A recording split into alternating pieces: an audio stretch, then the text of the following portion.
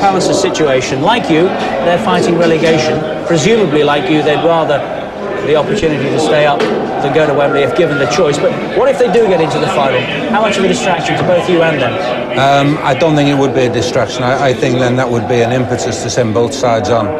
If you know you can put the final away to 20th of May, forget about it, just concentrate on your league form. I don't think that's a problem then. Well, it's on for the right to play Everton. Our match commentators Andy Gray and Martin Tyler. Thank you, Richard.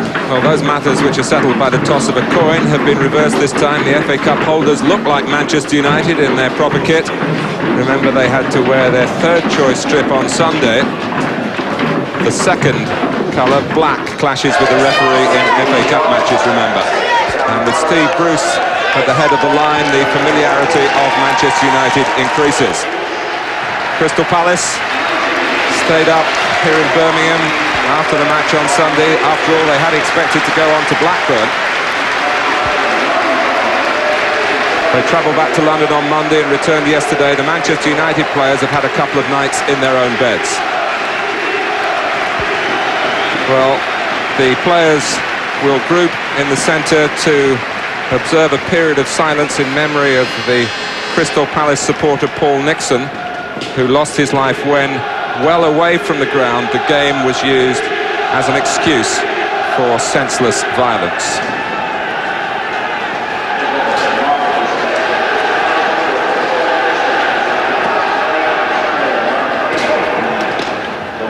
Silence prior to this evening's game. The minute silence will be action by referee Mr. David Ellery, who will blow his whistle to start and finish the period. Thank you.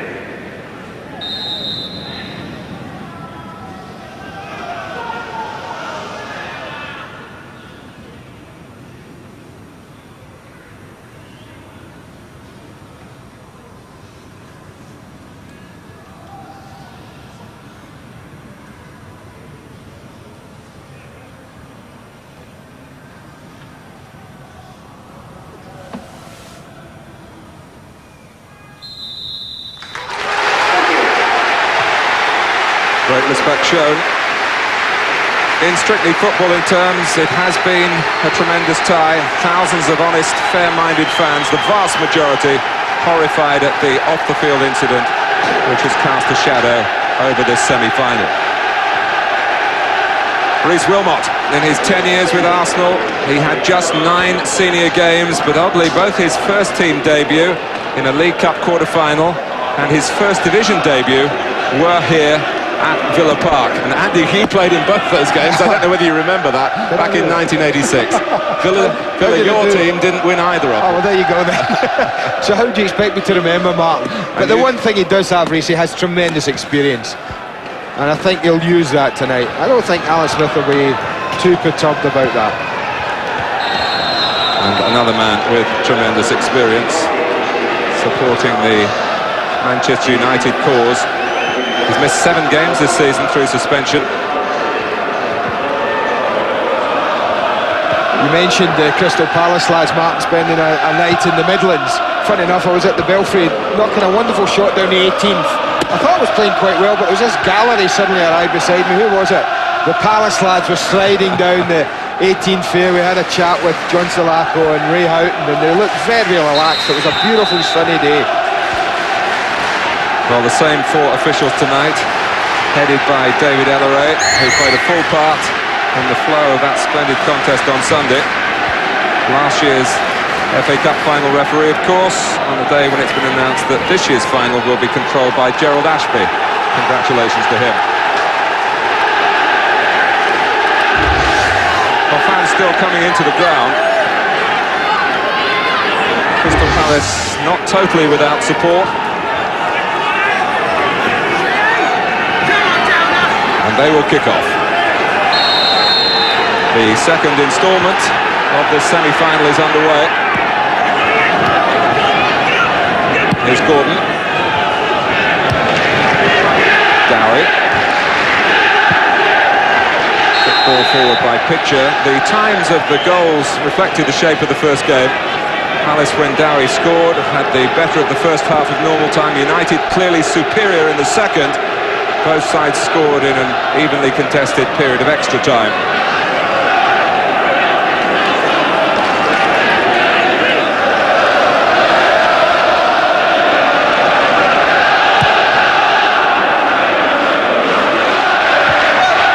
getting above Richard Shaw. Eric Young, who's had constant treatment since being caught, I think, by Mark Hughes in a skirmish very late on Sunday. He's been in the oxygen bubble that clubs use these days to try and hurry along nature's own healing process.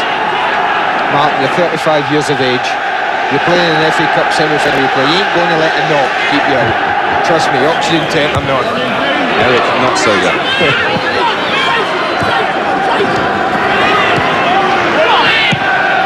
I think one thing to look for, I noticed Steve Bruce has tried 2 already. I thought on Sunday Manchester United played a lot of balls in front of Crystal Palace, didn't really test them in behind them. I'm just wondering early on, will they try and get the ball over the top, in behind?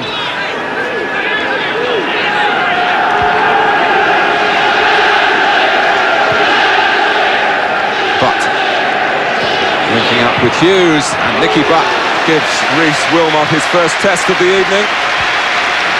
He'll be thankful of that.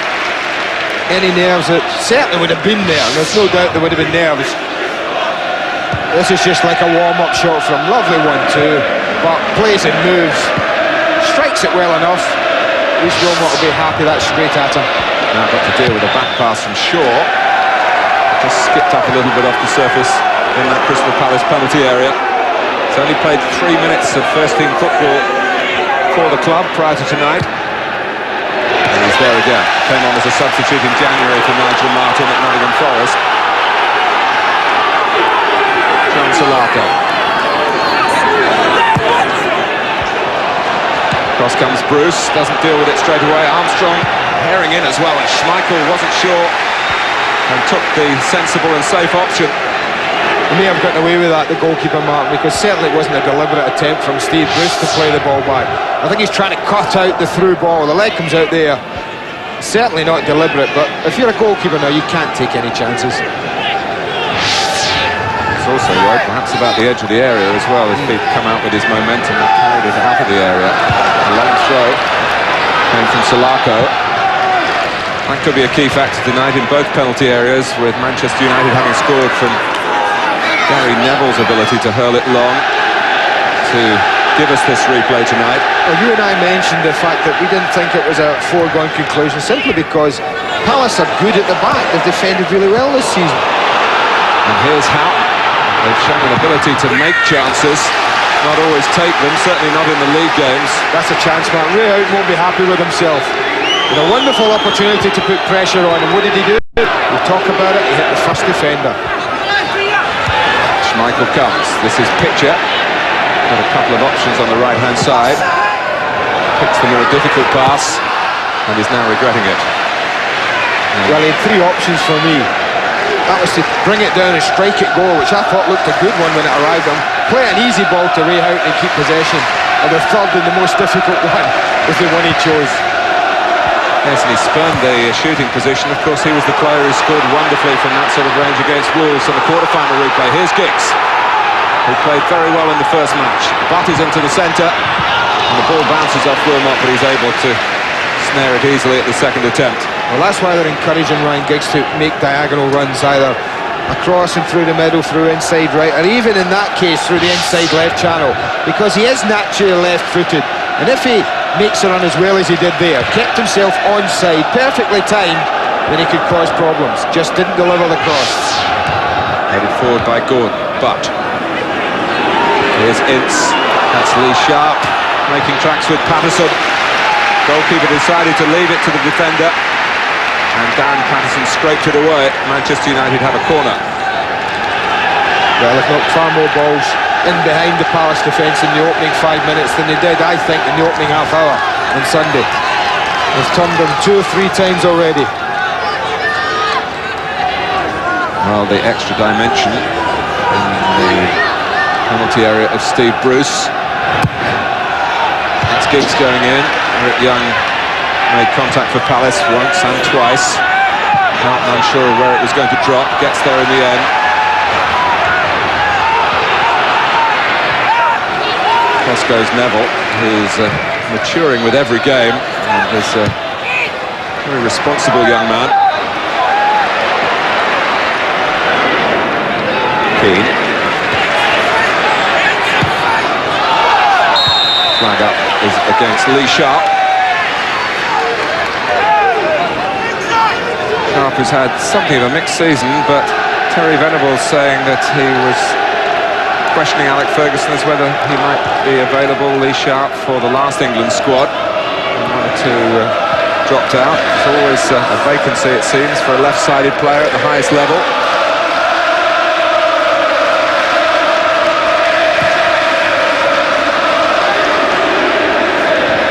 That's the way Palace prefer it, for Young to make the headers. Long from Gordon, looking for Dowie. He's in fine fettle.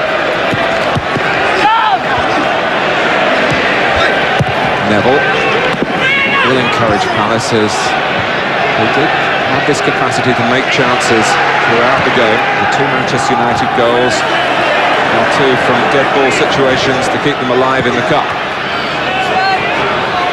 Shaw, who was Andy Gray's pick as man of the match on Sunday, and got a big bottle of champagne for that, which maybe got drunk on Sunday night.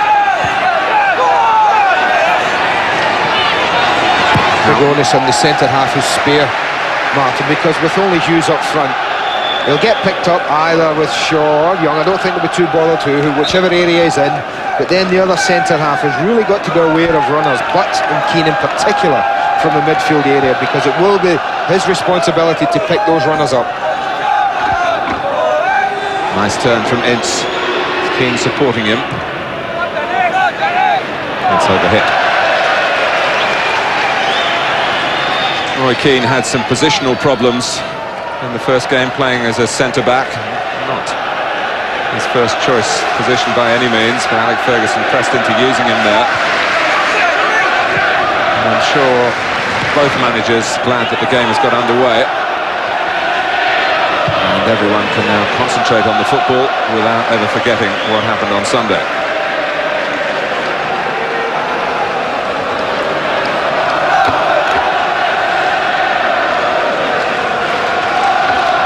But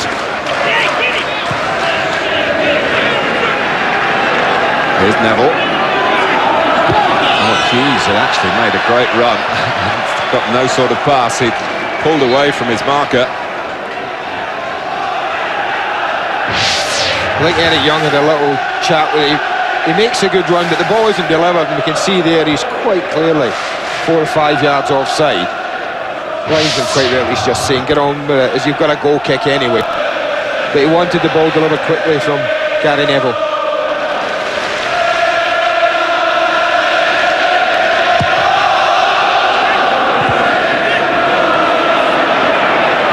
Giggs coming from rather weakish kick from Wilmot.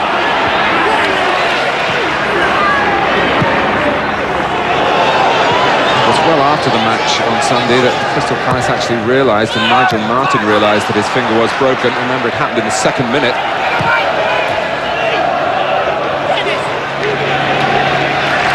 But out of tonight's game he was ruled, despite one or two emergency attempts, maybe to design some padding or come up with a protective glove to help him to play. But enter Reece Wilmot. Last club was Grimsby. He hasn't started a senior game until tonight for almost 2 years. Had a back injury which wrecked last season for him. He's been substitute this season.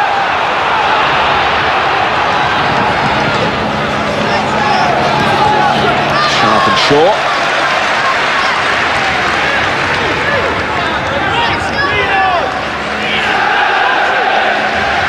Keane.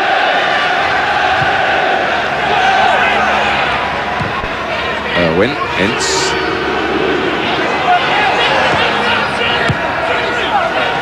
Irwin again, Ince again. Shaw stuck in a foot, successfully, laid off by Armstrong. Dowie chasing.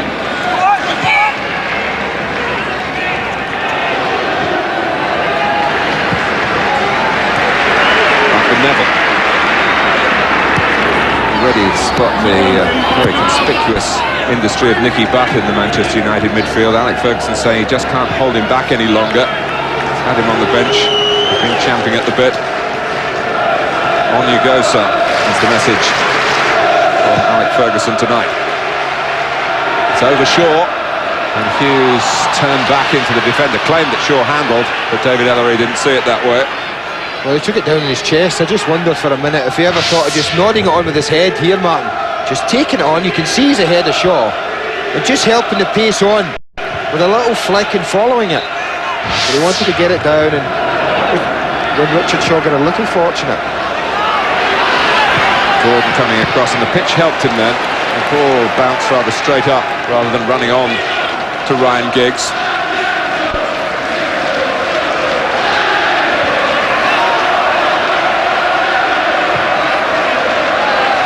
Well, the area behind Wilmot's goal was so populated on Sunday. But Keane and Ince getting in each other's way.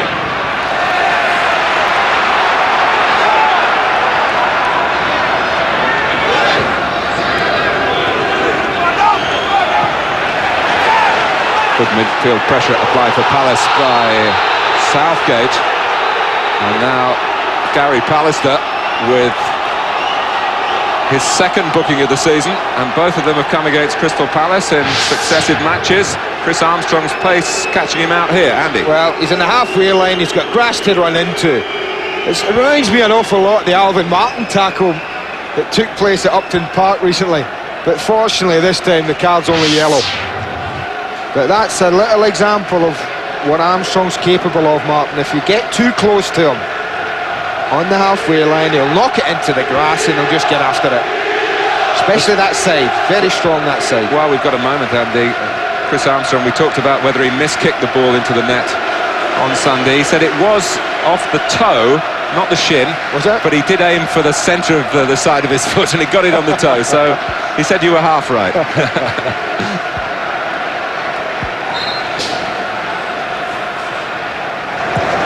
Houghton's cross. Knocked out by Ince.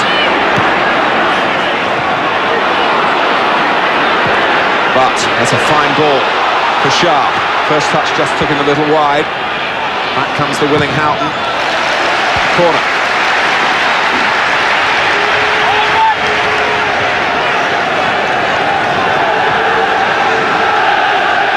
I think the first goal holds the key, in my opinion, tonight.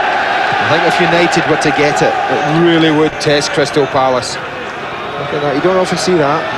Does that suggest an outswinger, Mark? No one in the 6-yard box. It's certainly swung out. Alistair was in there, but it's come off Southgate.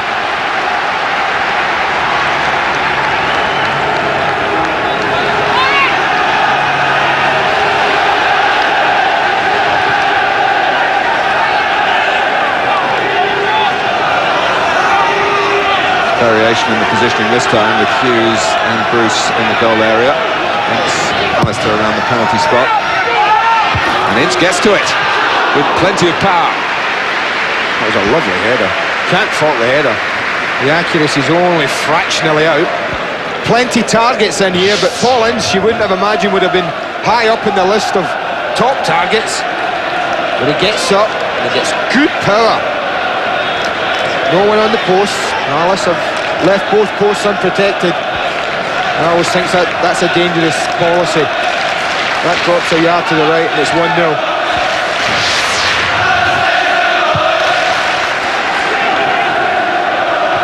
Dowie out in a little infield. The ball was on for Armstrong. It's actually helped by the deflection off Irwin. Armstrong's early cross, difficult for Bruce to defend. It breaks here for Picture.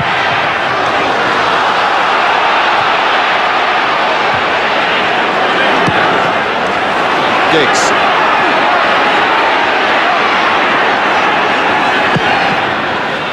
Sharp coming in.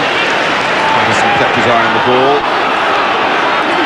That was a super opportunity, Martin, with Palace break there with Chris Armstrong. He played a bad ball in it, really took all the attackers out the play, played behind them, but a better ball in, and he had 2 or 3 yellow shots, really flying in on it.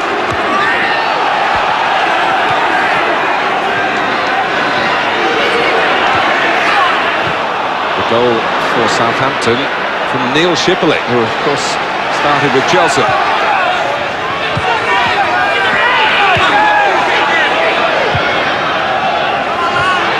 Here's Giggs. And we brought the best out of Nigel Martyn on Sunday from a not dissimilar position, but off target here against Rhys Wilmot. Just to tell you that with some vital Premiership games being played around the country tonight, we'll be keeping you up to date with the scores as they happen.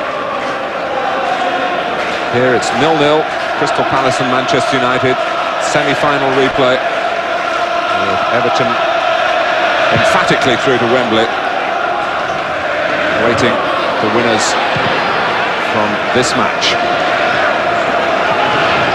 Dowie. Fitness will also be a factor, you feel, tonight. Who's got the greater amount of fuel left in the tank? Sharp. It's a fine ball. It troubled Richard Shaw, and he did well to scrape it outside that near post. Clever ball, Martin. Clever ball from Sharp.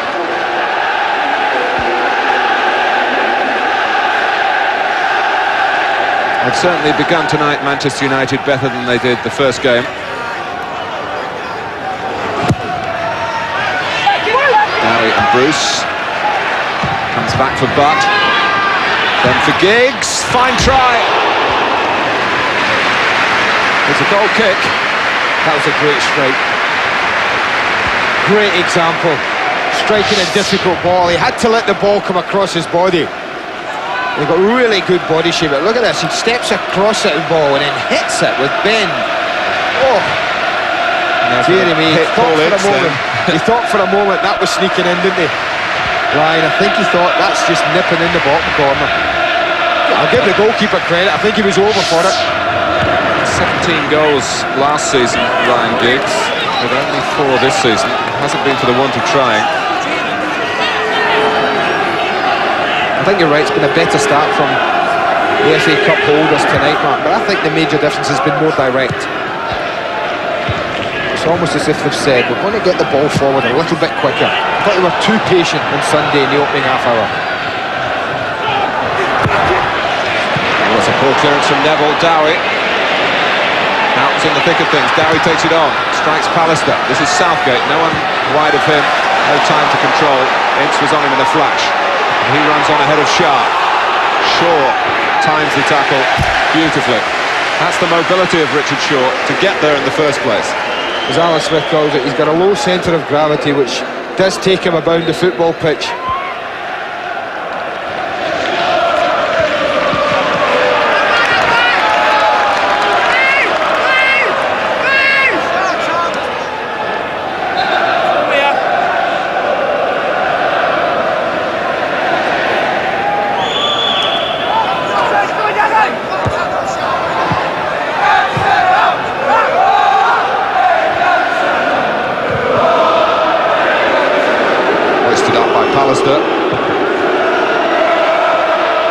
Dean Gordon goes across, deals with the danger.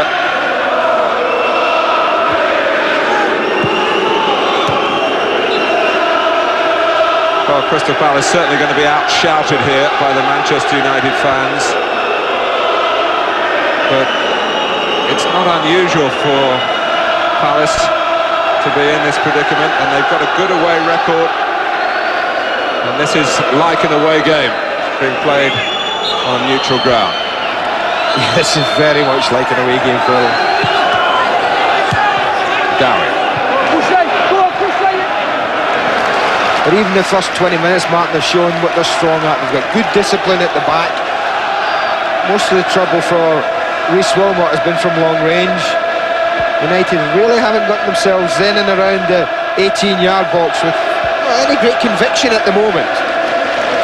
And that's a credit to Palace and the determination to defend. I think they've been a little bit cautious in the start, Palace. But whether that'll change as they grow confident and the scoreline stays as it is, well, we'll wait to see.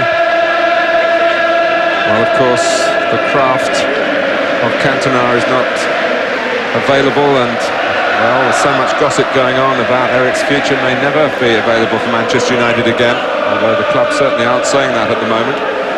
There's the thrust, the turbocharged pace of Andrei Kanchelskis, which is another player to manage a difficult situation for Alec Ferguson at this time. Many a club, even one as gifted as Manchester United is in the depth of its squad, would miss those two. And I think so. Andy Cole, who can turn a game in a twinkle with a piece of opportunities in the penalty area. He was signed after he played in the FA Cup for Newcastle.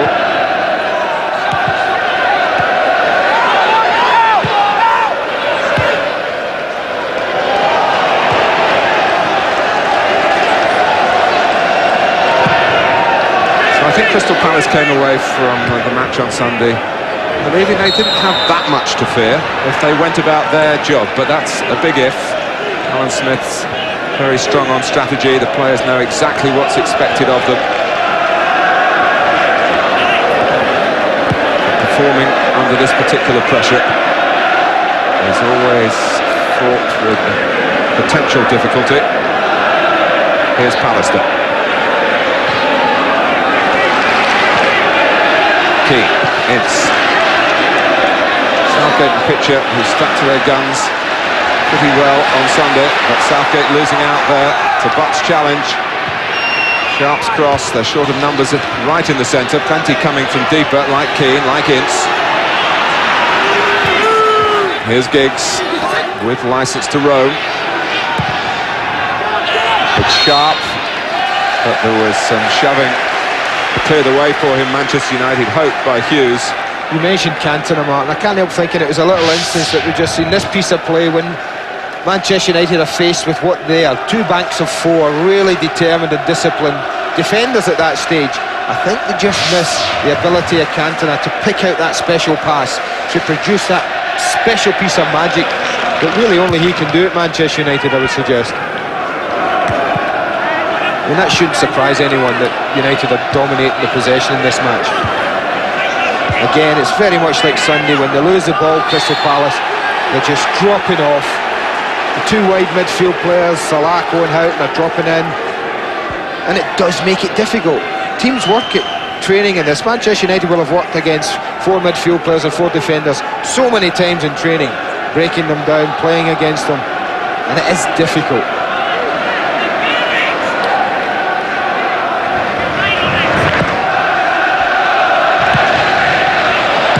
By Bruce, headed forward though by Pitcher. Pitcher had to pop off to the doctors on Tuesday to be checked out for this tonsil problem. And that wasn't going to keep him from participating, where he faced Manchester United last season in the colours of Charlton in the quarter-final. Schmeichel claws it away, back where it came from, towards Salako. This hit, but it dropped for Gordon. Positive header from Bruce. Hold up play from Hughes. Pressure put on by Armstrong. Nothing easy for Manchester United to bring it forward.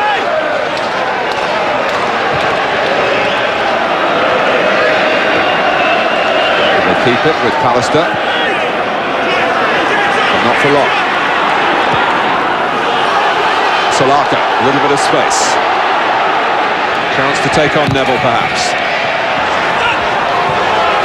That's there to help him out. It spins away off Nicky Butt for a corner. Thought Gary Neville played John Salako really well on Sunday. He really didn't give him much of a chance.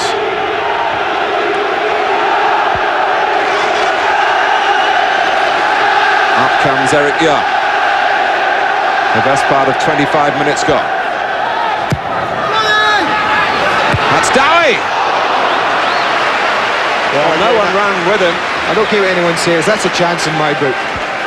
In a game of this, he missed a very important header on Sunday. Now look, he's on, no one near him, absolutely no one. Now he's one of the strongest headers of the ball. You would have him earmarked, I'm sure, before they even come out here tonight. Probably not his strongest side coming from there. Well, that wouldn't have made the header an easy one, but I still think you've got to hit the target at least when you get a free header. Armstrong out and saw the run. Came from Pitcher. Bruce saw the ball. Keane. Shaw again. Not just winning it, but making sure Palace retain possession. And the second time, fine ball up to Dowie, who's kept it in play.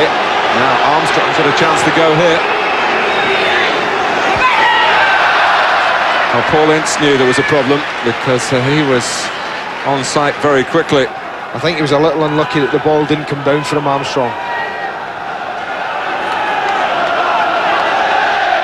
Well, as we've been saying, many thought Sunday was Crystal Palace's chance. Deprived of a couple of defensive stalwarts tonight, deprived of the majority of their support.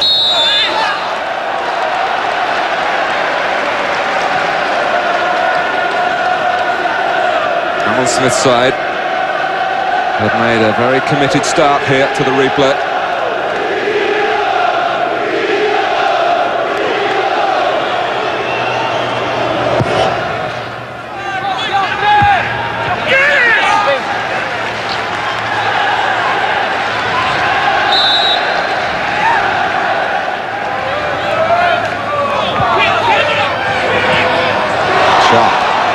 Two to take on.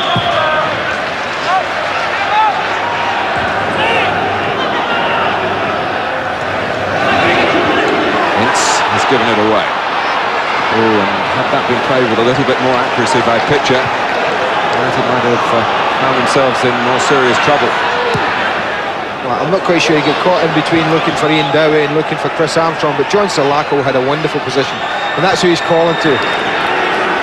I think John was just saying, why didn't you look to switch it?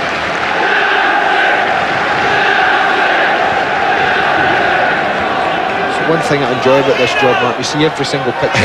I wish I could have had a picture like this when I played. Did you say picture or pitcher?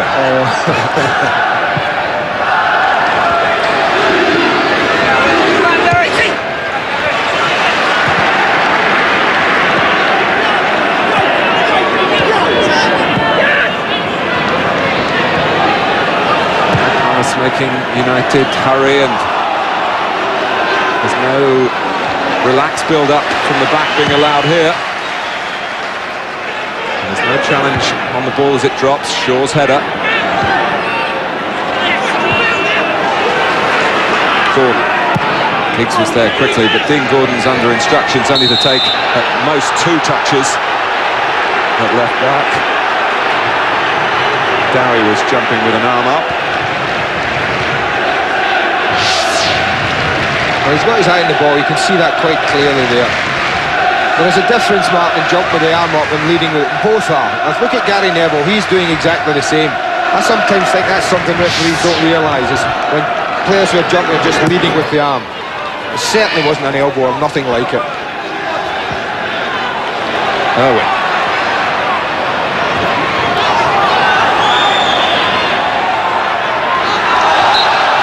It's a corner.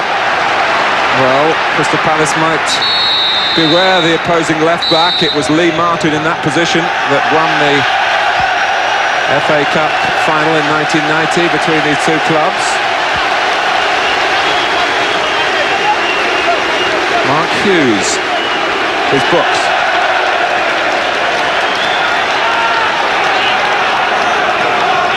Let's assess the corner first of all.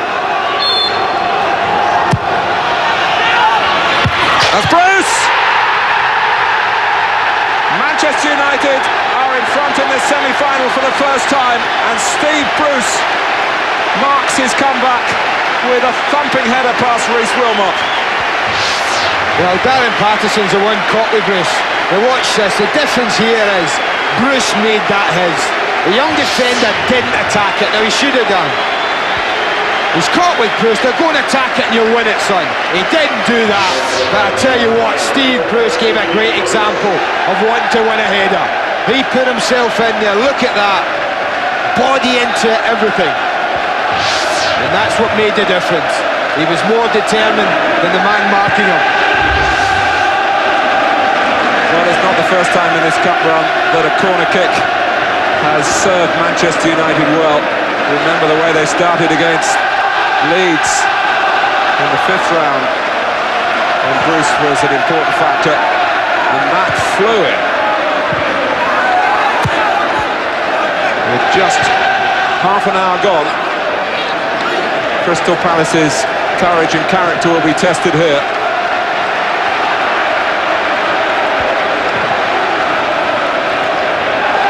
Manchester United twice behind on Sunday, but now in the position where they want to be. They lead Crystal Palace by the first goal of the replay. And Steve Bruce yet again has come up trumps with his bravery and bravado when competing for a corner kick. Well, now they can be patient.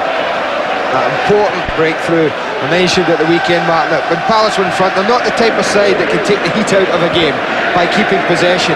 But now Manchester United can pop passes about. Now there's no need for this urgency. They've made the breakthrough, they can suck them forward if they want, and then, when it's right, doesn't get it right there, but when it's right, look to play the ball over the top. Southgate. Well, Schmeichel let it go over. Whether he realised he wasn't ever going to reach it. He gets in a lovely position, Gareth Southgate. I think he mishits this a little as well. It's going away from, rather off his foot a little bit. It's stepping all the time. And I don't think there's an awful lot Peter Schmeichel could have done about this. You see that, it just slides off the top of his foot. And it's trying to come down. The goalkeeper's absolutely stranded and it's only a foot over. Houghton, who slipped it through so intelligently for Southgate. Just thinking back to the corner, Martin, I think Darren Patterson, what he was looking for, I don't know if Ian Dowie's job at corners is to defend and to mark Steve Bruce, but he was absolutely nowhere in sight. He was caught up the pitch for some reason and wasn't back defending. Now I don't know whether that was why maybe Darren Patterson didn't defend it as well as he should, but sometimes you don't always get it right at set pieces and you have to adjust quickly. He was there to defend it, he really should have defended it better, I felt. There's Dowie. Bruce has it away. Well, let's get a word from Nick Collins. Nick. Well, Martin, if you wondered about the marking at that corner, here's the reason. Ian Dowie's job was to mark Steve Bruce. He was having treatment from the physio because his contact lens had fallen out. The Palace bench was shrieking at him to get back into the penalty area to mark Bruce, but he couldn't get there in time. Well, that's the total story of why Crystal Palace believe it all went wrong. But let's say again, Steve Bruce, who we were congratulating really for the fact that this was going to be a replay and he would have a chance to play in the semi-final. He said, I'd much rather have been going straight to Wembley if the lads had won it without me. And he's put them on the right lines here.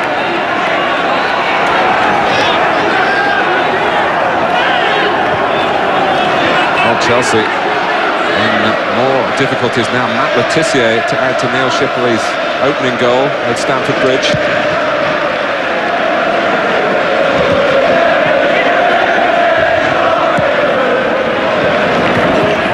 Those matches involving the teams at the bottom of the table in the Premiership tonight, of course, of great interest to Crystal Palace, who have 8 league games to go, and Alan Smith always said his main priority to retain the spot in this division.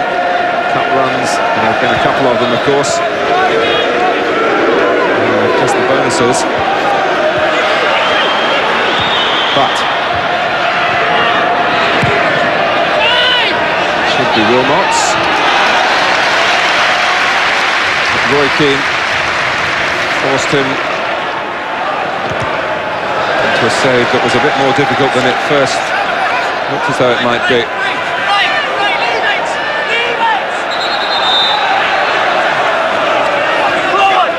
Sure.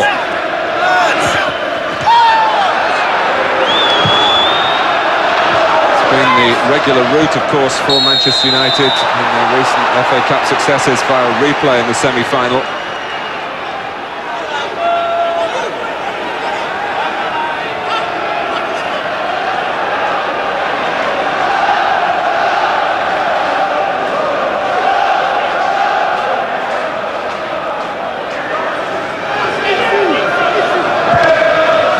Free kick. Dowie. Patterson was right in the centre. It's hooked away. Whether Schmeichel didn't call. Steve Bruce swept it out.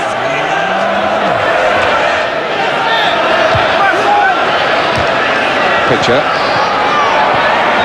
Salaka got a good angle here. Comes for Houghton. Corner given. Well, this is just what was needed from Alan Smith's team, Martin. A little bit of pressure on Manchester United, just to make them believe that they can get back into this game.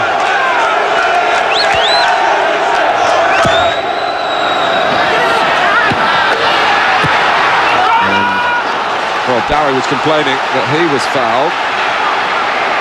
It's a corner conceded by Gary Neville in the nick of time for Manchester United. He's unlucky, Gareth Southgate. But he managed to control this just half a yard nearer his body, when he would certainly have gotten a strike on goal.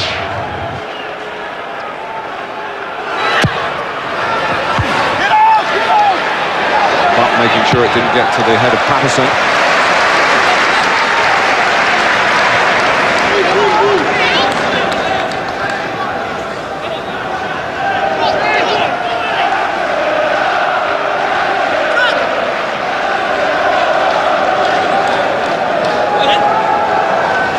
Using his long throw.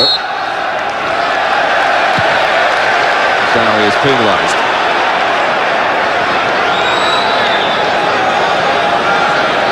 But even going back to the Ian Dowie delay when he was trying to get his contact lens sorted out to get back, of course David Ellery helped by booking Mark Hughes, but they still got the corner in time, Manchester United. Yeah, it's just this area here, Mark, we've got to concentrate on now as the corner comes in, and just watch what happens as Bruce makes a run round the back here. Now watch him, he comes in this way. Now there he goes. Now Patterson's in front at that moment in time as they make contact, and I just think had he gone and met the ball a defender, Steve Bruce couldn't have gotten in front of him, but Bruce was very determined to make it his. Southgate and goes short. Pallister. It's nicely done by Wilmot to react to the bounce.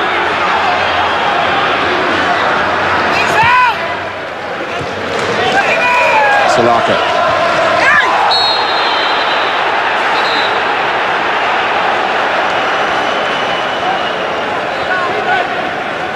John Salako, what's that for is the question. We can have a look what the referee spotted. Well, he lost control just here, just a little bit away from him, under pressure, and Lee Sharp just nicks it back, and that's what it's for. Quite simple. It's not the usual way John Salako gets booked. He said on Sunday that maybe there's not enough devil in his game. Roy Keane, who of course has been playing plenty of devil with him, he's been playing through the pain for some time now. This will have gone before Southgate went in. He's definitely got a problem, man. He went into a 50-50, a real block challenge in the centre of the park.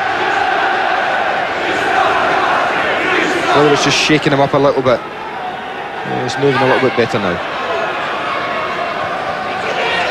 Ince.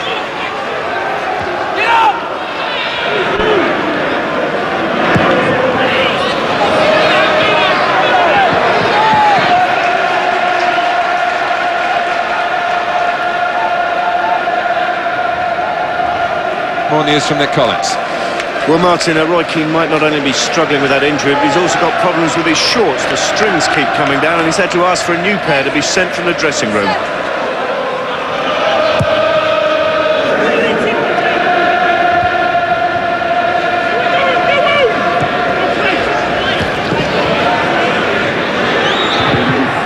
Hughes trying to unnerve Wilmot. Can you imagine, Martin, if the scoreline stays the same? How was this semi-final settled, lads? On the replacement of a contact lens, because Ian Dowie wasn't back to mark the man he should have been. Foul by Shaw.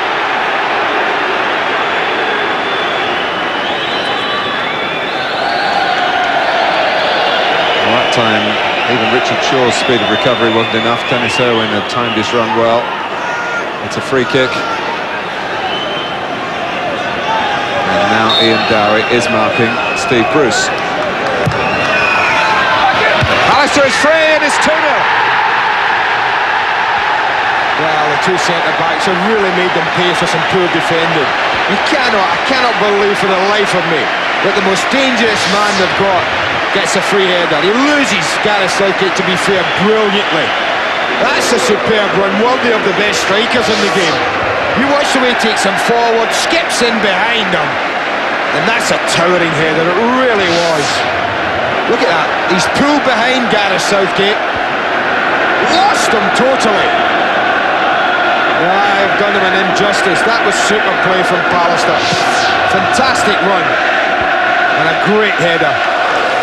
Well, Gary Pallister, whose goal made this replay possible in Manchester United's time of need in extra time when they were trailing 2-1, has scored here to suggest that the holders are going back to Wembley again.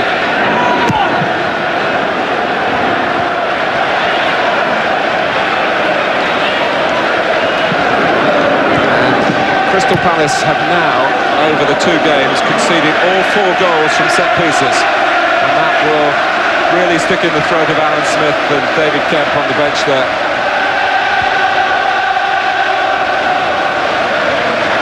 But I have to say, having seen it again, Mark, it was a super run from Gary Pallister, it really was.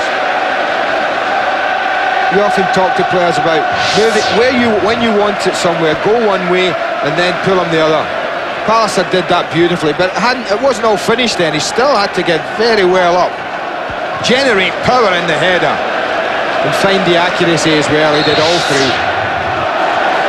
And quite literally, Manchester United are heading, you feel, towards the FA Cup final again.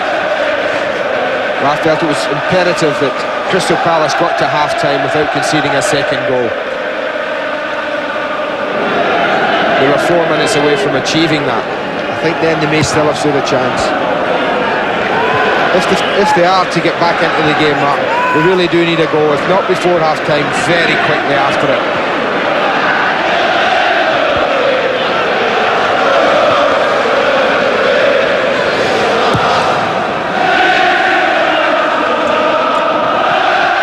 Here's Butcher. Keane goes to the left. Sharp's in the centre this time.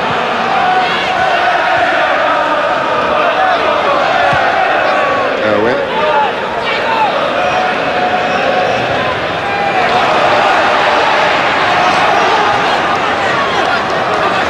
Well, Manchester United got such a scare on Sunday, whether it's, as Andy's been saying, a more direct approach tonight, a more committed approach, even the fact that they're wearing their red shirts. They are looking Well, we can have a look at the goal, Mark, again. It's this area where Gary Pallister is, but he makes his run forward and then he pulls him back, and it's the way he does that. Look at that, he's in behind him, lost him totally. That's a super goal.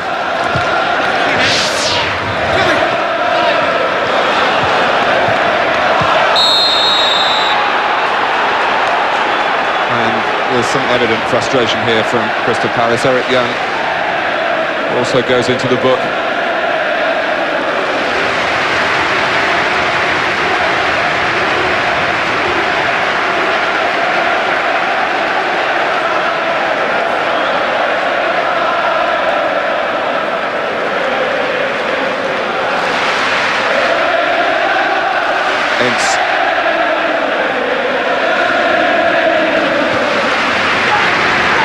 Here's Neville.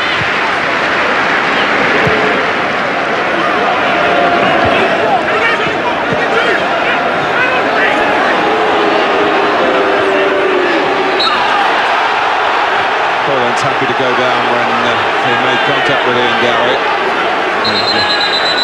He's got his free kick. Whether David Ellery wants to bring the 2 of them together here, it looks like it. Paul Ince, incidentally, was booked on Sunday for dissent, and I suspect that means a 1-game suspension. Sunday, in fact, the last day when bookings to take players over 21 points and over 31 points actually count. So maybe Paul was a bit unlucky rather. He's not got another card here.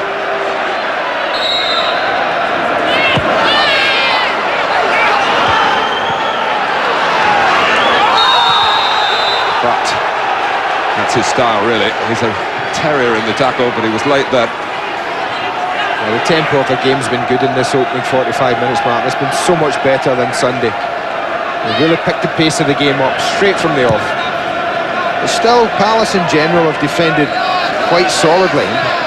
2 set pieces yet again they've played.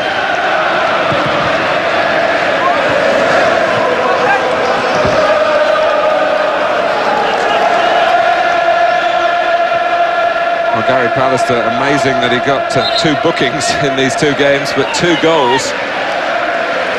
For a player who usually leaves it really to Steve Bruce to gain the honours at the set pieces.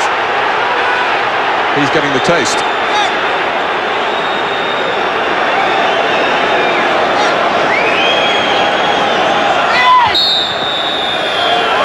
Well, no Cole, no Cantona, no Kanchelskis, but it matters not when you've got committed defenders like Steve Bruce who will go upfield and butt the ball into the opponent's net, and Gary Pallister following the example, and Manchester United go off here at half-time in very good shape indeed.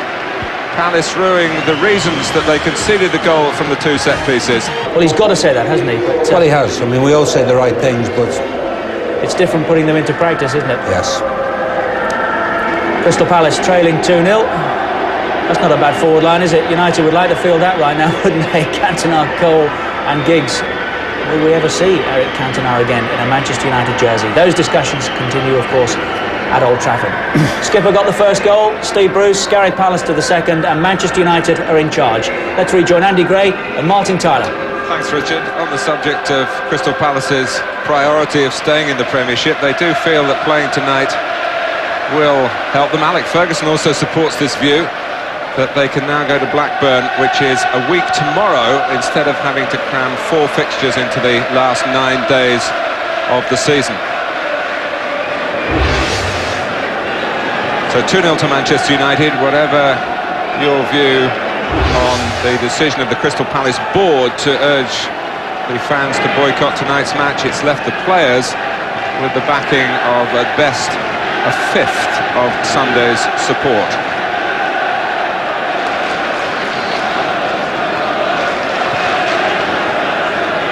David Elleray wanting a new match ball for the second half.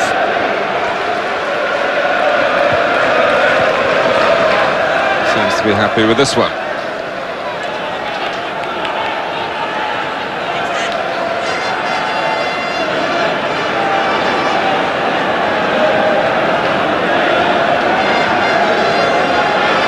Manchester United, you feel, on their way to what would be their 13th FA Cup final, which would set a new record. 45 minutes to go.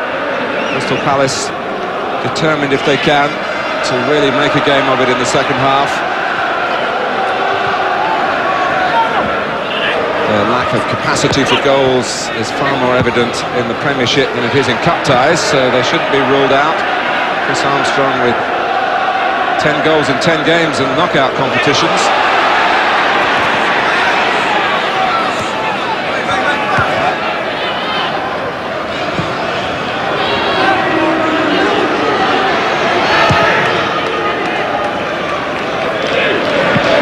Hughes, who was booked just before that first Manchester United goal for dissent.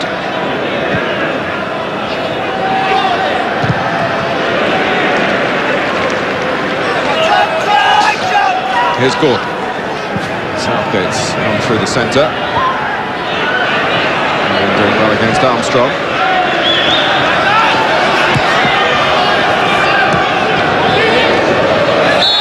Well, Darren Patterson goes up before the FA tomorrow for passing 41 points. He could have been in trouble with David Elleray here. He does hack round him a little bit. Sharp's shielding the ball, and he's saying he won the ball, but you can see he took Lee Sharp's right leg first. Now, seems to have played more games at Villa Park for Crystal Palace than he did for Aston Villa over the last couple of months of his time as a player here before the transfer.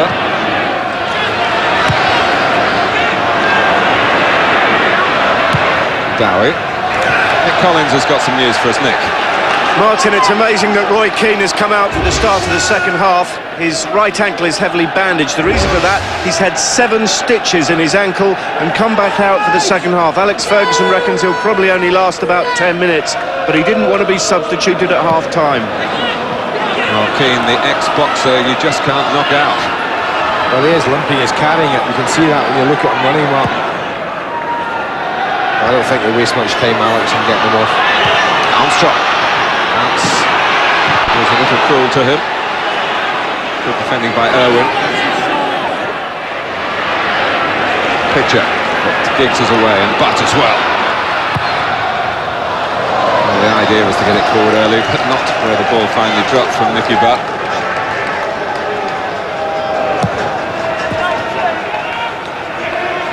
Well, it was touch and go between Keane and McClare as to who would start the game alongside Butt and Ince in Manchester United's midfield.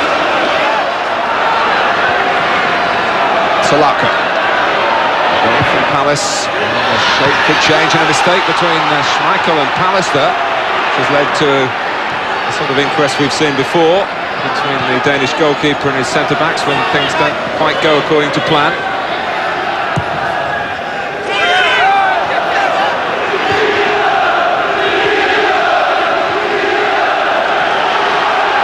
This is Southgate. Pumping it into Pallister. Breaks for Sharp.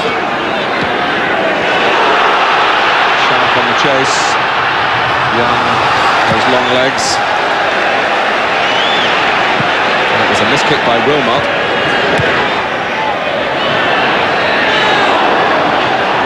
Pitcher.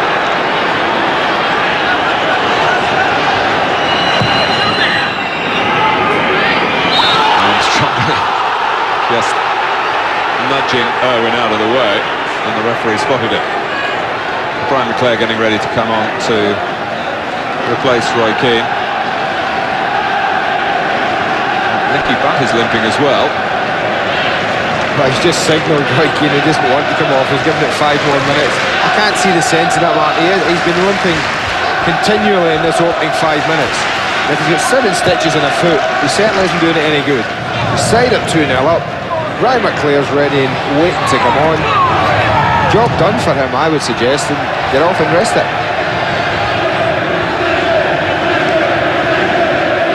think we're going to have to lasso him and drag him off.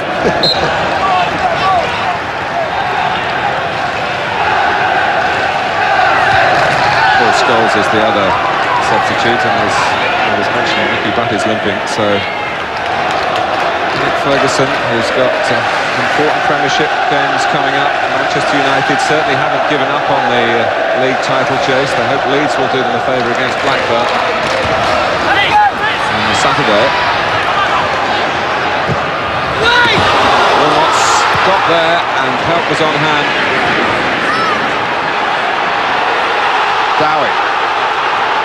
Armstrong. To Chris Armstrong again. Salaka's in the centre now. And Gareth Southgate was there as well. And that was as much concern as we've seen around the Manchester United goal for some time. It was the best break they've had of the match.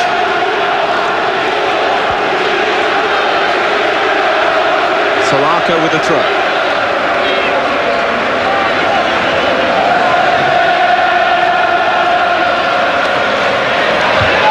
And that by Neville. Taken by Giggs. He's off against Houghton. There's only one winner here. But back comes Gordon. Giggs keeps it splendidly. Wonderful play from Ryan Giggs. Sharp. Second time. Only Hughes really there in the centre. It might just open up the game totally now. There's no way back for Crystal Palace unless they start to push men forward. They just feel they have to do that, Mark, even if they overcommit at times and leave just 1 against 1, 2 against 2 at the back. They've got to make something happen for them pretty quickly. And they're not going to make that happen by keeping a solid 4 at the back when they've only got Mark Hughes or 2 up front. They've got to push full-backs forward a little bit more. Nicely steered off by Armstrong. Southgate. Well, Roy Keane has lit the fuse here, and a real explosion of emotion. One or two Manchester United players, notably Irwin, believing that Southgate made more of that than was necessary. Southgate seemed to me to expect Keane to go over the top. I think Darren Patterson's in trouble as well, Martin. Roy Keane's definitely in trouble, I don't think there's any doubt of that. For the initial tackle, and then for what happened after it.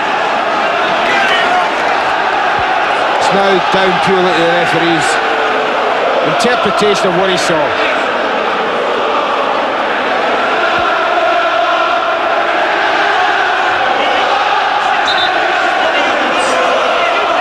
Well, on a night when the players have even more responsibility to set the right example, but in the heat of the battle, Crystal Palace seeing the semi-final ebbing away. Roy Keane, for whom every contest is a cup tie, but he's off. Keane is sent off.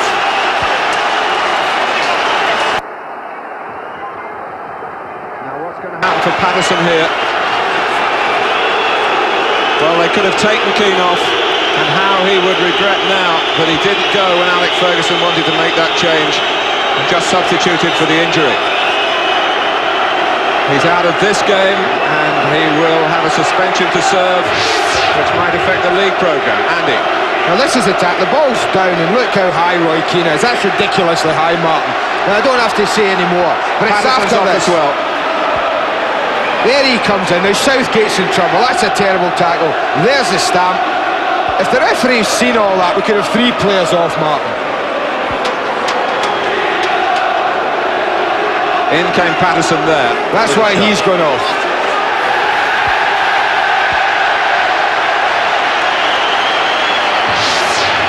So Patterson, who, as I said a moment or two ago, goes up to the Football Association tomorrow. He's already passed 41 points. And he will... Now, Alan Smith's supposed to argue that case. But what can he say when this has happened tonight? Now, Southgate stays. Or does he? David Ellery, yes. Well, he's given a decision, a free kick for Manchester United. Well, I think Gareth Southgate's a lucky boy. Certainly the tackle he put in Roy Keane. I've seen people booked for that type of tackle.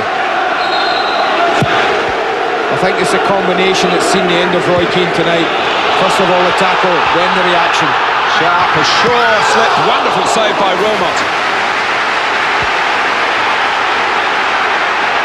Well, the end of the skirmishing and back to the skill from Sharp and from the goalkeeper. Yeah, it's great skill from Sharp here to control that difficult ball.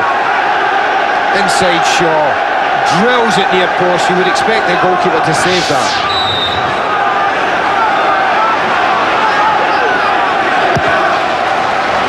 It's a set piece, it's Ince, it's Hughes, and maybe the whistle had already gone. Yeah.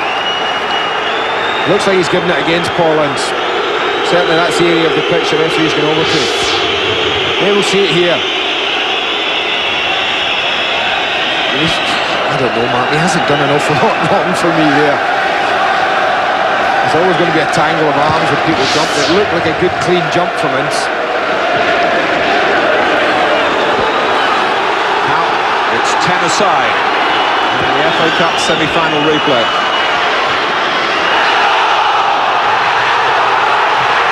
I thought they should have had a handball there. Shaw's got a problem against Sharp again. Mark Hughes making tracks into the centre. Giggs arriving as well. And Butt. Deep cross from Sharp, looking for Hughes. Wonderful piece of retrieving from Mark Hughes. Butt. Ince. Straight at the goalkeeper. Well, I've no doubt the game's going to fly from end to end now. Palace have committed 3 up top. John Salapo isn't interested in doing any defending at all. I think that's the right decision if you're chasing a game. I'm just a little bit sad that that incident took place, Mark. The game didn't deserve that. Never looked like it was going to boil over at all this game. It'd been played in the right way. Let me remind you all, of course, that the previous Manchester United player to be sent off was Eric Cantona at Selhurst Park against Crystal Palace.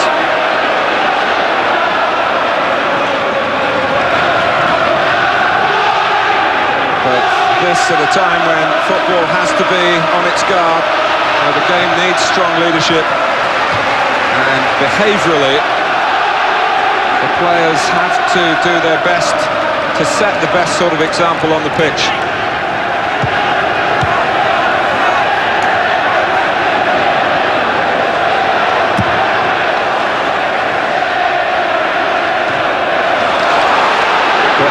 Certainly the skill has taken over again, and Howe. There have been some wonderful touches from Sharp and another there from Hughes, and there's certainly room for the attacking aspects of both sides to express themselves now. Play on, says David Ellery. To Ince in particular, it's over from Hughes. Well, for the players who can run with the ball, Martin, like the Giggses and the Sharps in view, I mean, it's a dream for them now. There's going to be so much grass and space for them. The game's so spread. If you want a player who likes to get the ball and go up players, it's made for you now. The Sharps, the Giggses, maybe the Armstrongs, maybe the Solakos. Well, that's certainly what Alan Smith will be hoping. Here's Dowie. On ball.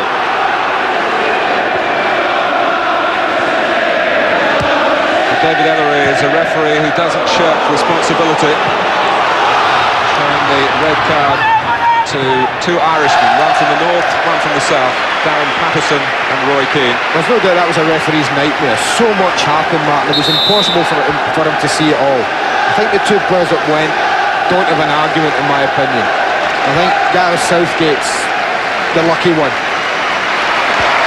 Oh, Ryan Giggs goes off. Maybe Nick Collins can fill us in on that. On comes Brian McClare. Never complains when he's left out, as he was initially tonight.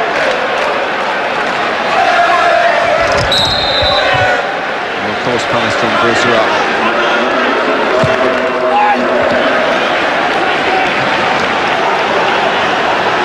Pitcher. Armstrong, this is the area where he can be so effective. The defender is Irwin. Palace flooding players into the centre, and Schmeichel needed to be absolutely sure with that save. Otherwise, if it popped out, Solako would have tapped Crystal Palace back into the semi-final. It wasn't an easy one to get hold of, just stepping in front of the goalkeeper. It's not a bad ball in, it's in a decent area, but it just gets it before it bounces, and that made all the difference to the goalkeeper. Well, I thought the game was dead and buried, Martin, for Palace. I think at 11 aside, United looked so assured, but you can never tell now. Player off each.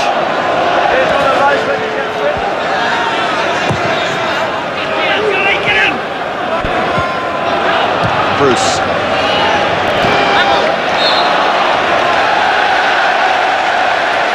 I think the reason he brought on Brian McClare was to give him that extra man in midfield, Martin, the three. And now operate the butt into McClare, and Sharp will help Mark Hughes as much as possible.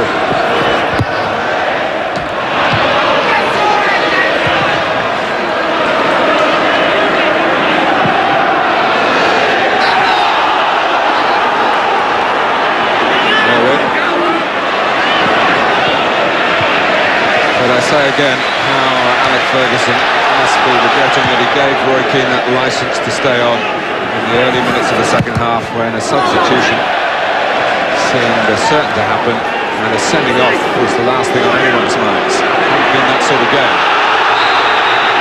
Well, I know he's a strong character, Roy, and he wants to play, as you said, Mark, but when you hear that he had 7 stitches in a foot, you know, it's not an area that you really can protect when you're playing football. You know, it did seem strange that he comes out at all. Alec Ferguson has used those qualities. This is Ince! Good strike, super strike. I was going to say Alec Ferguson has used Roy Keane's willingness to play through the pain, and I suppose in the end there was always a risk it would backfire. But this is Paul Ince letting it fly. Lovely strike. Almost deceived the goalkeeper. Almost overcommitted to his right.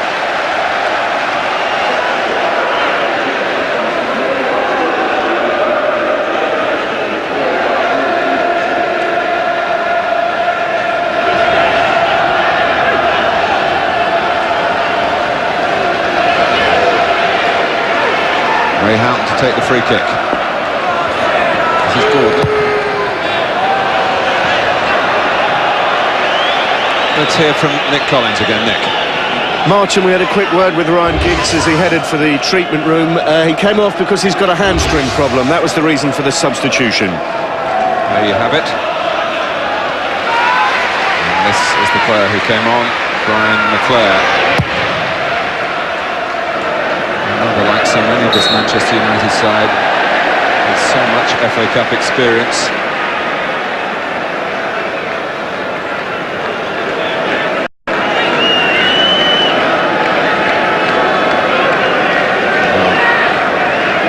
It was going to be a straightforward second half, even with those 2 goals banked. Crystal Palace were going to be committed with nothing to lose, and Steve Bruce, as you can see, is cut.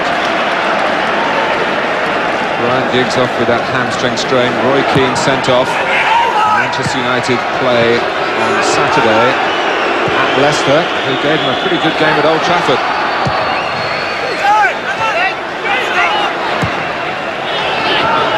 Whether Mike Ferguson will try and resume the sort of negotiations that seem to be necessary to get Andrei Kanchelskis to play.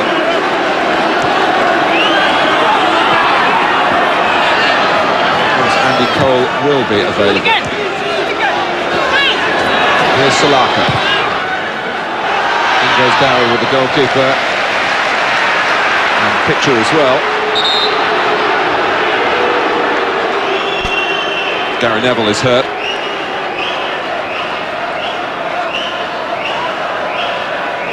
That was an easy take in the end for Peter Schmeichel. Hoisted up, plenty of air. Fully expected him to come and take it, and he did. Well, nothing new for Steve there. A little bit of blood trickling down the side of the face. Well, it's as the ball's crossed in. You see at the top of the screen, Ian Dowie and Gary Neville clashing there.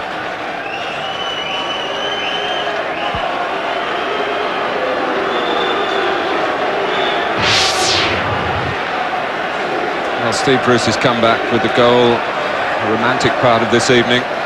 Gary Pallister doing an important job again with the second goal, but you know what's going to make the headlines about the semi-final that started in a subdued atmosphere, the replay rather.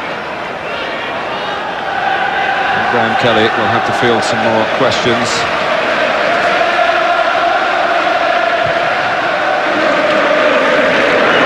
But the incident, out of character really with the rest of the game, but requiring firm refereeing, and David Ellery stood up to his responsibilities in what was a very difficult situation for him to work out exactly who got involved in the brawl that followed the initial challenge between Southgate and Keane that caused all the ill feeling. Now, with blood being spilt here, Steve Bruce is going to have to get patched up, and he's presumably going to have to go off the pitch, is it? I think we just want to wipe it, Martin, just to get it off the face. Always very conscious when there's an open wound like that and blood is seeping out of it. But in the World Cup, when we were told that that type of instruction was going to happen this season, players were immediately removed from the playing area to get the sort of attention. It's very minor, as you say, compared to what Steve Bruce has been, and that nose bears witness to that. Been through in the past. He almost felt embarrassed, Steve, there, didn't he, when I was having it wiped? Get off, let me get on with this.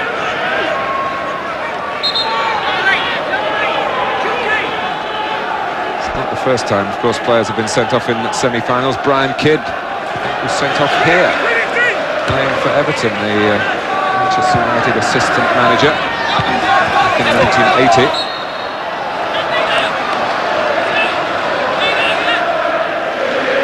And maybe he'll have a consoling word or two for Roy Keane.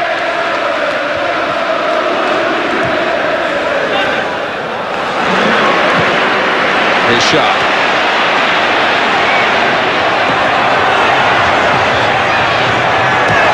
Sharp's cross. Hughes to ride it back from McClair. Flags up against Lee Sharp. He was just in behind Richard Shaw when the ball was played. in the mind of the linesman. Ollie Pearson, who did officiate as a linesman in those World Cup finals in the United States.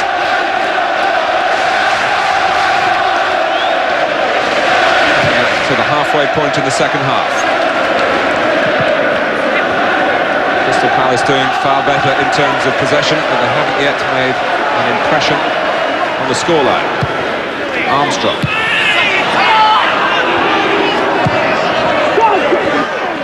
Irwin.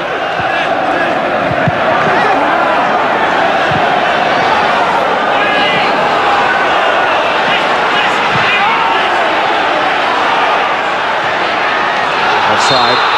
Southgate's ball forward to Salako. Quick free kick from Manchester United. It's a ball on to the right-hand side, which Ince is spotted. And is pretty much inch perfect to Leclerc. Well, United know they don't have to do anything more, Mark, than just make sure they don't concede a stupid goal. Sharp trying to control it, but it bounced away to Richard Shaw. Southgate. On back fairly by Sharp. I think complaining they didn't get a call. Hughes.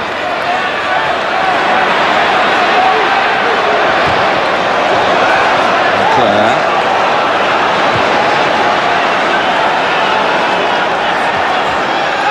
Well, we've talked about the space. The problem now is to find the energy at this stage in this game, at this stage in this season, to exploit that space. Tiredness creeping in. Well, the tired legs and tired minds, Mark, you're right, but I think the thing that keeps you going is what's at stake. Now, did brilliantly. Armstrong. Might yet come for Southgate. It does. It's wide of Schmeichel, it's wide of the post. And that's Southgate expected it in the first place. I think that's where it should have gone first place. It was always going to be difficult for Chris Armstrong to get a strike and goal. Nice ball played into him. Flick on, and I think Gary Palliser is always in control. Not commit themselves, making it difficult. Tries to bend it, looking to find that far corner. Hughes. Well, he had to put the brakes on. And Gordon gives the ball to him.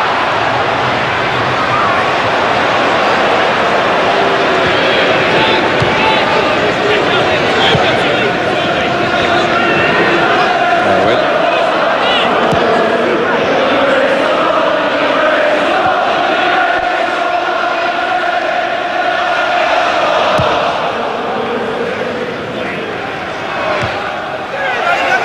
20 minutes to go, unless Crystal Palace find 2 goals to take it into extra time.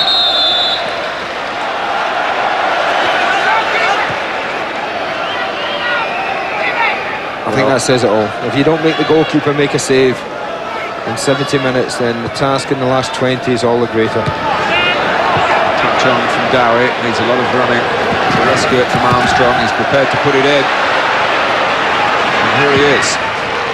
Only Southgate in the centre.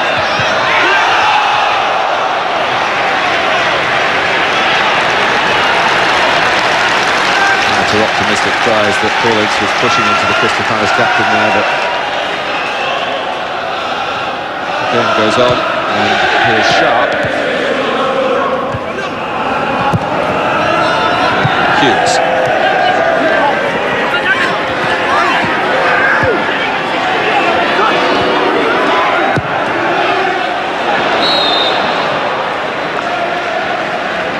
Crystal Palace, not a team that plays an out-and-out offside game. No, but they have to push up there. Ray Houghton, still a great competitor. Trying to steer Palace down the right lines. Sharp seen plenty of the ball since the game's become 10-a-side. Hughes. Southgate, 3 ahead of him in the yellow shirts. Well, Armstrong was trying to make the angle there, but Manchester United expected Southgate to look to the right-hand side. Out. Twice. FA Cup winning sides with Liverpool. His cross. Just a bit short of Dowie.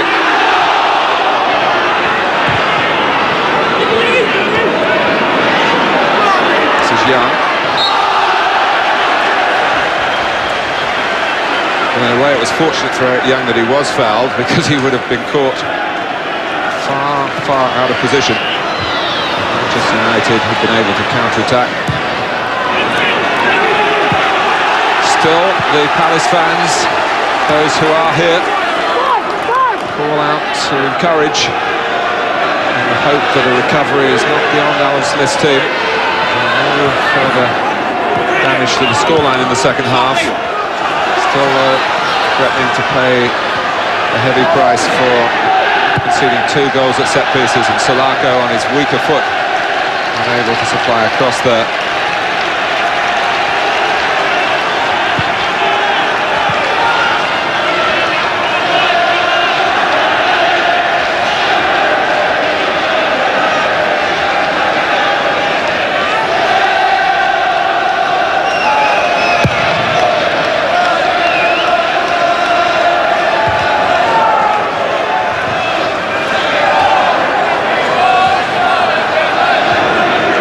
Sharp.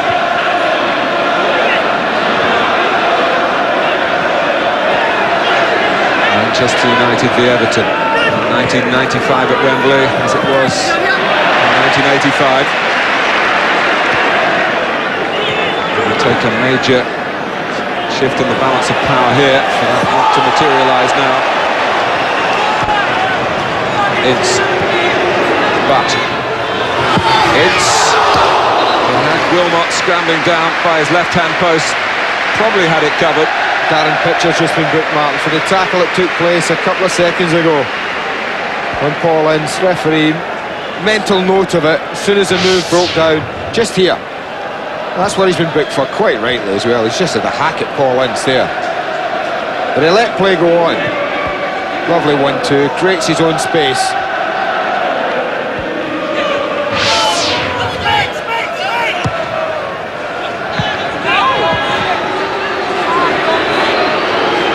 Gordon.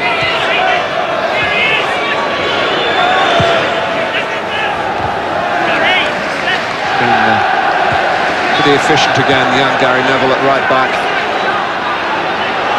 Here's Houghton. Michael, aware that he was able to knock it into that area to go and collect. And that was a safer option than going for the catch.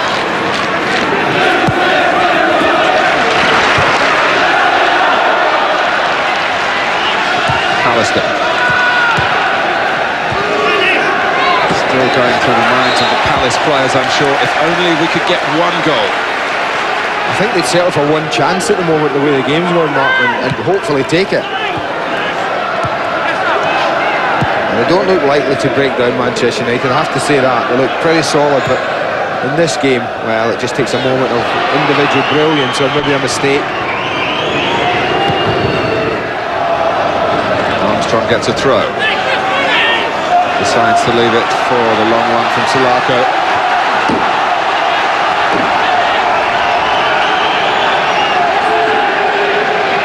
It's held in towards Dowie. It never really looked like getting there. Out.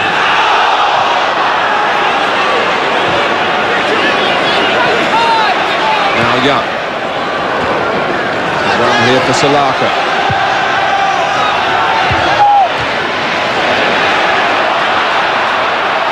Neville.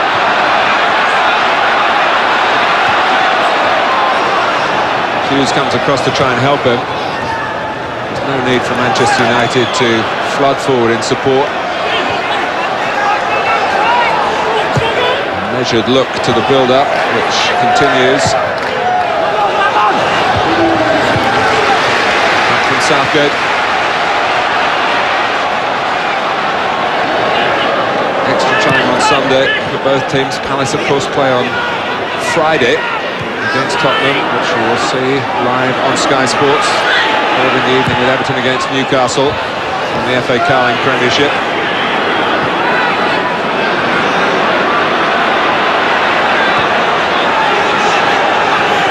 Hughes.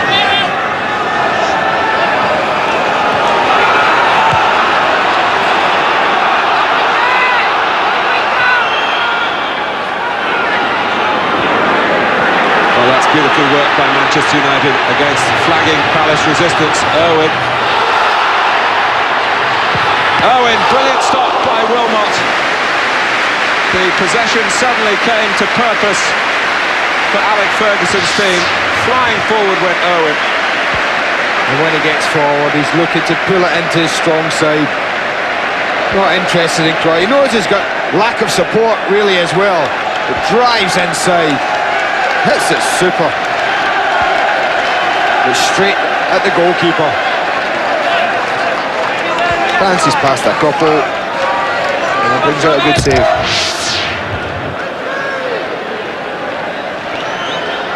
Pallister has stayed back at this stage. And you can hardly blame Manchester United for introducing just a little note of caution.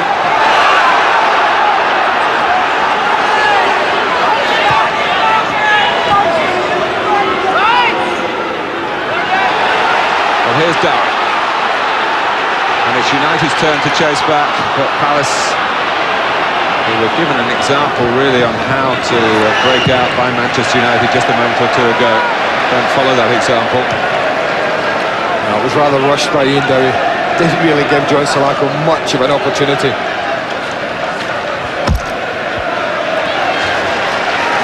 Well, Alan Smith is going to use a double substitution, Ian Cox and Ricky Newman.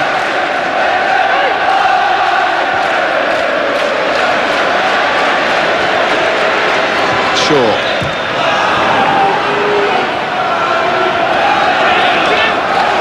Ian Gordon.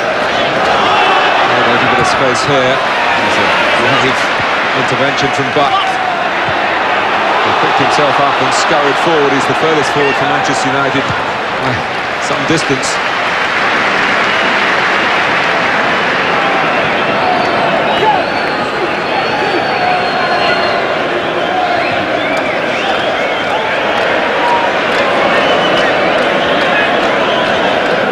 Leclerc. The question, I guess, in Alan Smith's mind is who best to take off, but suddenly Southgate's got it. And Owen's there again, Mr. Dependable. Schmeichel's kicking not quite so reliable, particularly on his left foot.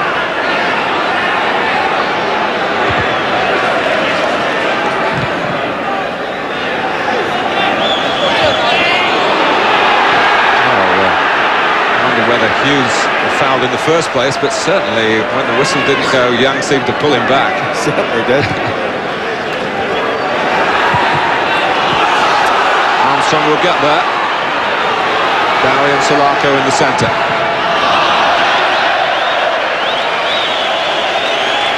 We will now get the double change for Crystal Palace. It's Ricky Newman. He's been in the side for long spells this season. And Ian Cox, who's really a novice at this level, but did play in the quarter-final replay against Wolves. And the number is up for Karen Pitcher, who has been ill with tonsillitis, and for Ian Dowie.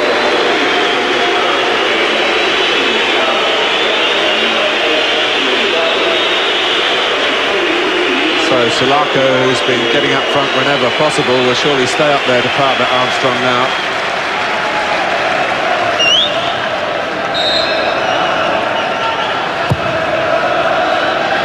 Maybe going three at the back, Andy. Well, I think they've been three at the back for a while now, Mark. And I think they'll stay that way, there's no doubt. It's pointless doing anything other than that.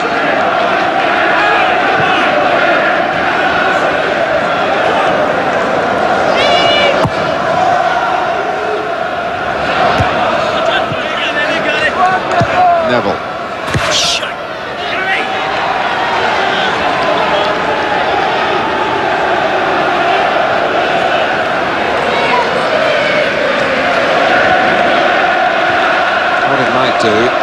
Southgate has been the sort of half, if you like, 3.5 at the back down the right-hand side.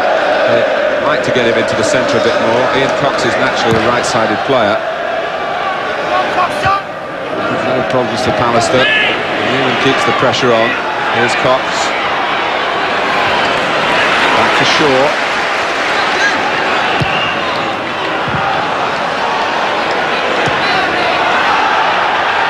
Won by Young. Salako.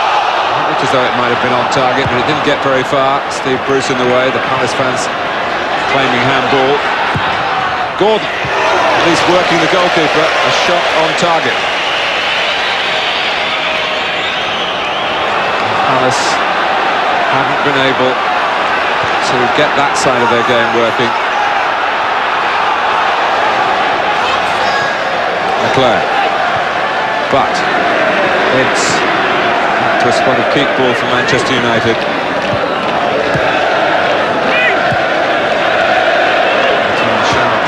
Irwin, a private game there that uses up a few more vital seconds. Houghton. Chris Armstrong is adjudged offside. Certainly doesn't waste any time contesting it. Yeah, listen, but the first chance have been so high up the pitch, but they hold the line quite well. Half a yard in it, but the right decision.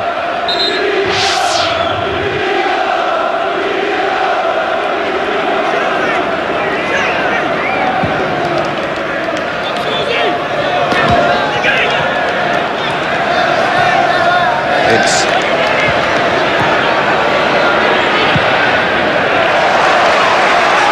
Leclerc.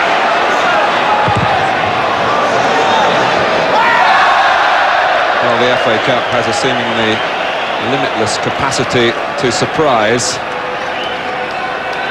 but you just can't see Manchester United letting it slip in this position with all success in recent times in the FA Cup. Paul Ince has got a couple of winners' medals. Alec Ferguson, incidentally, has been in charge twice when they've won this competition, as did the late Sir Matt Busby, as did Ron Atkinson. So now a third triumph within his grasp. Joe Royle will have plenty to say about that.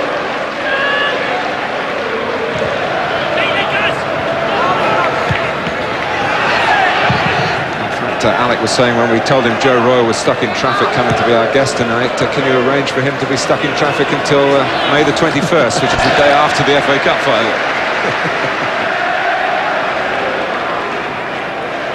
You'll have a better drive on that day, Joe.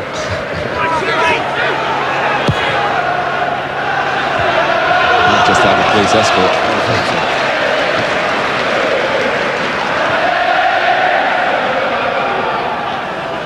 5 minutes to go, and huff and puff as they might, Crystal Palace haven't been able to blow Manchester United down in the second half.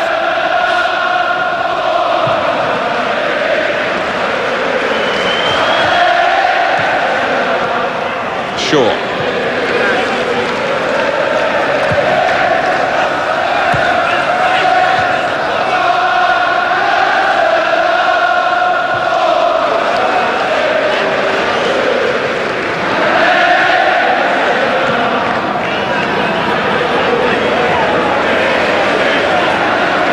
Here's Hughes, Houghton's tackle, Neville's across.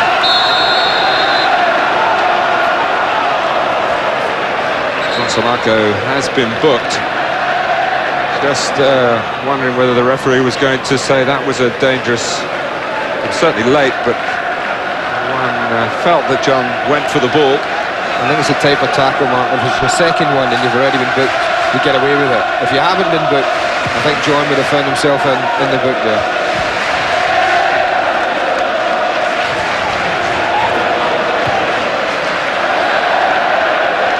Well, Joe Royle will appreciate how Crystal Palace are feeling. Of course, his Oldham team last season went out to Manchester United in the same way and then went down. Palace will hope that they don't follow Oldham in that respect. Joe and Alec, great friends, but they're going to walk out side by side at Wembley next month.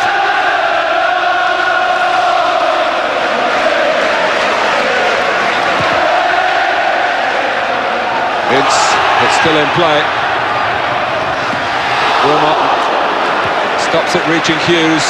Lee Sharpen made the run to the near post.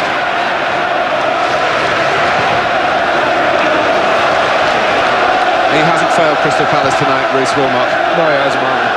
He certainly couldn't fault him for any of the goals. He did well actually get a hand on Gary Pallister. Well, there's some good news for Crystal Palace. Bad news for Norwich City.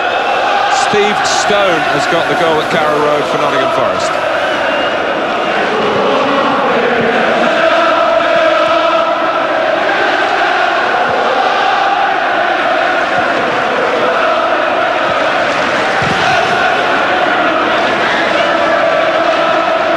And all credit to Alec Ferguson and his players tonight. The side is not the free-flowing side it has been for much of the season, indeed for several years now. They've had to do what other clubs do so well to try and keep pace with the leading lights, and that's use the set plays. And with Steve Bruce and the team, his 51st goal for Manchester United tonight, incidentally. This is it. And it was an important one. But look at the way he attacks the ball. Well, that's Steve Bruce there, and his partner wasn't about to be undone. A magnificent goal. Outdone. The Crystal Palace were undone.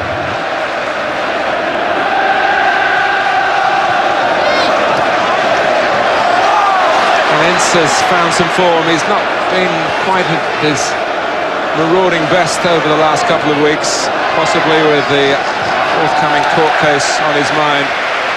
But somehow, as the temperature rose here, it suited him, and he's going stronger than most. He's in a good second half, Collins. Whether it's the, I don't know, the man going off with a bit more space, but he's got himself involved. He's looked more like his old self in this second half.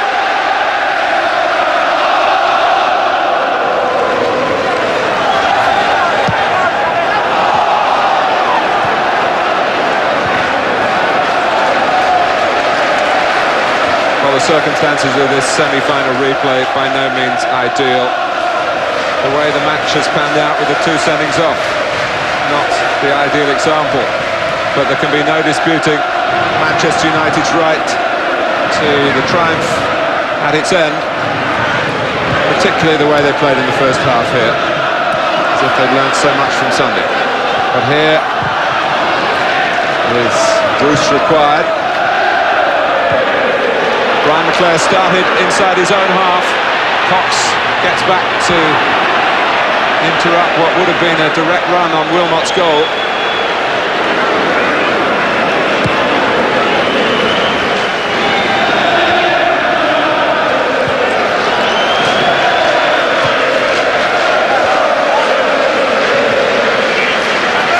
Ryan Giggs and Roy Keane watching backstage out of the match for different reasons, vastly different reasons. Andy, man of the match. Yeah, well, I think the best players in Manchester United tonight might have been the back four. I think all four have had exceptional games. But I'm going to give it to a lad who came very close to getting it on Sunday. He scored a vital equaliser in extra time then, and he's got the second one tonight. So Gary Pallister is my Littlewoods Poles man of the match.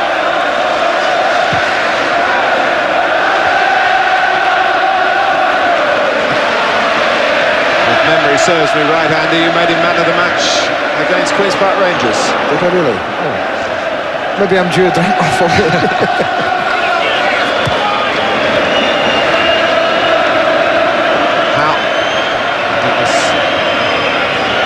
Southgate, Houghton. Well, maybe a chance for Manchester United to round it all off in style here. McClair to Butt.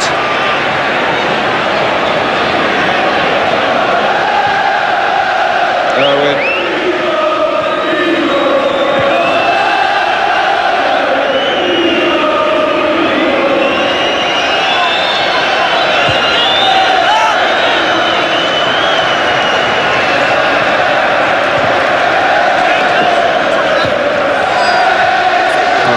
Just wondering whether every player had had a touch from Manchester United as they knocked the ball around and it went back to Schmeichel. And even when Palace do have it for a moment, Butt was biting in. I think taking everything into consideration, the holders have been worthy winners tonight. They were good enough to come back twice on Sunday. But Crystal Palace weren't just good enough to peg back a lead when Manchester United took it tonight. And there's Nicky Butt again with the energy of youth.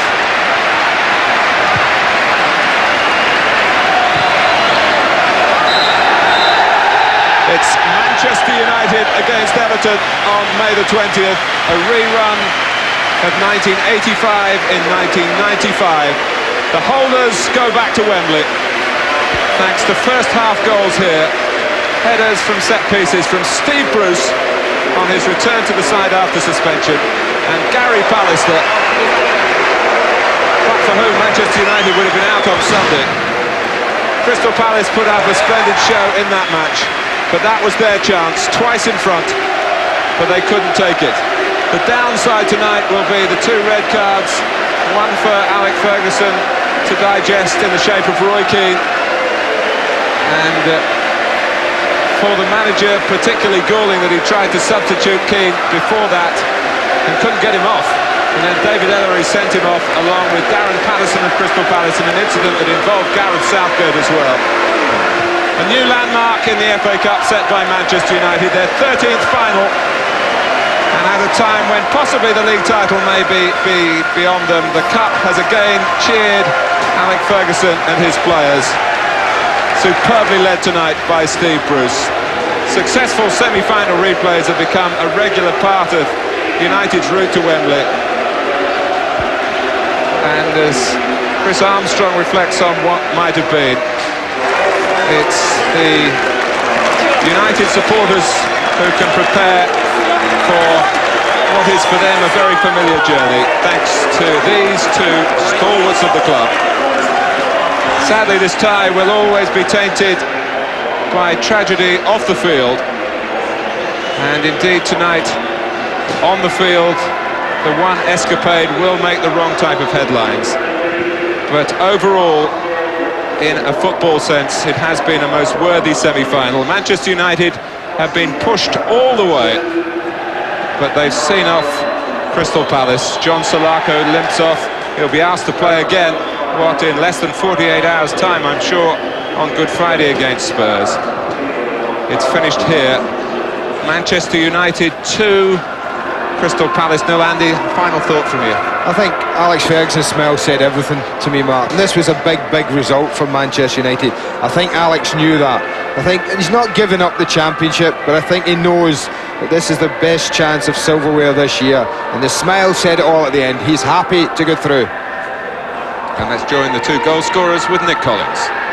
Thanks, Martin. Well, Steve, first of all, many congratulations. Were you making up for lost time? You missed the first game and then decided to score the first goal in the replay? Well, it was a bit frustrating Sunday, but tonight made up for it, and to score a goal is just an added bonus, really. But from your point of view, is that the perfect way to score a goal from a set piece like that? Well, it's always nice to score, and it's a set piece what we often rehearse, and I've managed to stick a head on it. I thought I'd come out at first of all, but thankfully it's... Oh no, it's... no, that's stayed in, there's no question of that. Very nice.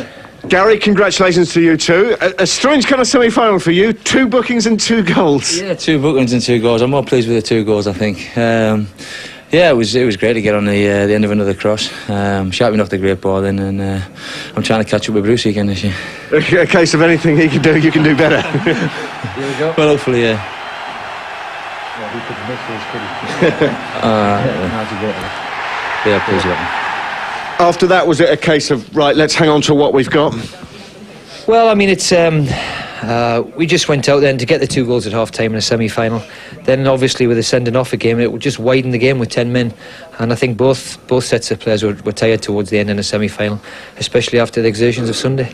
How disappointed do you think both clubs will be that, after all the unity that went on before the managers beforehand, a player from each side's been sent off? Well, unfortunately in football, them things happen, them things flare up. It's a big game, and emotions are on there. But the fans who today were out there have behaved themselves, apparently, and that's what it's all about. It's about time we got our whole house in order and get back to the way we were a few months ago. And Gary, briefly, how much will you be looking forward to Wembley in the final? Yeah, we're really looking forward to that. It's going to be a tough game against Everton. They've shown the other day against Tottenham that they've got a great team spirit there. So we're going to have to fight tooth and nail like we've had to do against Crystal Palace. But hopefully it'll be a spectacle and everybody enjoy the game. OK, well, listen, thanks for joining us. Gary, you've been named the Littlewoods Pool's man of the match. Steve, perhaps you might present it to him. Thank you very much. Well done, congratulations. Nice to have you. Good lad. Thanks very much, lads. United through 2-0. It was a sensitive night before the game. Both managers, Alan Smith and Alex Ferguson, came out and appealed for supporters to behave the right way, which they did. But this will make all the headlines tomorrow. The players came up with this. Roy Keane sent off. That was bad enough. The fracas that followed, even worse.